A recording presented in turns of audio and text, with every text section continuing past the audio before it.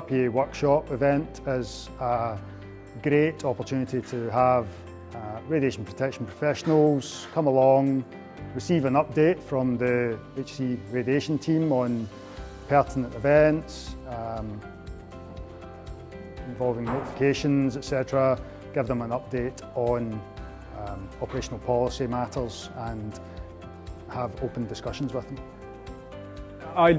I try to attend these events every year because we really need the update from the HSE in terms of regulatory inspections, what they're finding, and we see that as extremely useful to provide that information back to our clients, our customers who are the duty holders.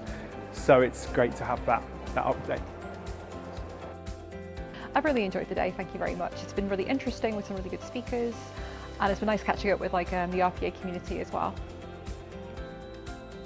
It's been really good. It's good to see what sort of things the HSE are targeting, to see what things are on their radar. It's good to see how trends are going within the wider industry.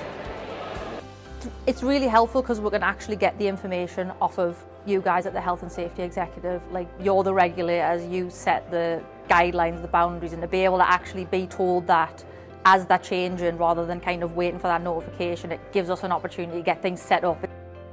I think for the RPAs, we obviously all have our own experiences and backgrounds, but the opportunity to sort of hear straight from the horse's mouth, so to speak, with the regulator is really important to us. And obviously the regulator's expectations on how they address operational policy changes over the years. And there's a chance for the RPA community to get together and sort of express opinions, seek advice from the HSE on some of these changing situations.